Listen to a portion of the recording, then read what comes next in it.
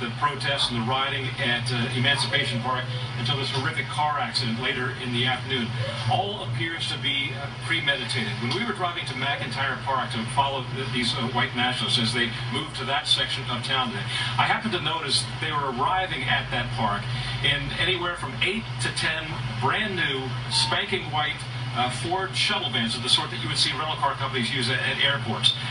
It suggests to me that somebody was paying to bring them to Charlottesville.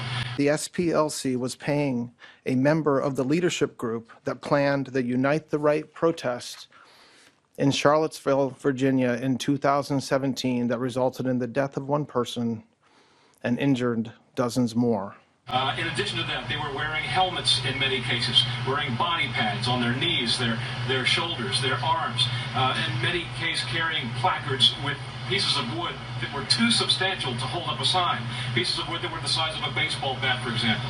The same goes for the counter-protesters. Many of them were wearing helmets and shoulder pads and knee pads, also carrying signs with out-of-proportion sticks holding them up. As veiled and masked as the color revolutions can be, an attentive viewer can see subtle patterns and similarities revealing their true nature.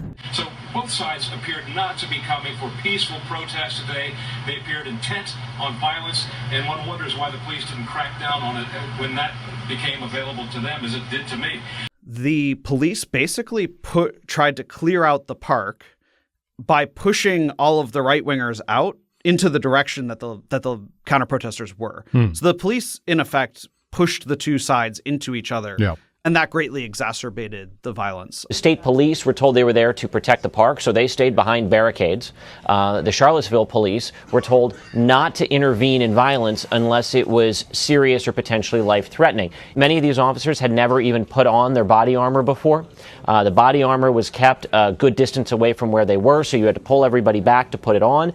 Many of these officers had never even been trained in sort of these big field exercises. The lieutenant that was leading it for the Charlottesville police had never led an exercise like this. And let's talk about the intersection where that car struck all of those people. Initially, there was one officer stationed there. She asked for backup. Instead, she was pulled off of that intersection, leaving only a sawhorse of a roadblock that somebody moved out of the street. No one was sent to protect the Charlottesville Mall, this pedestrian area, from vehicle traffic. Do you get the sense from this report that maybe police underestimated the threat, and that could be one of the reasons why it turned so deadly?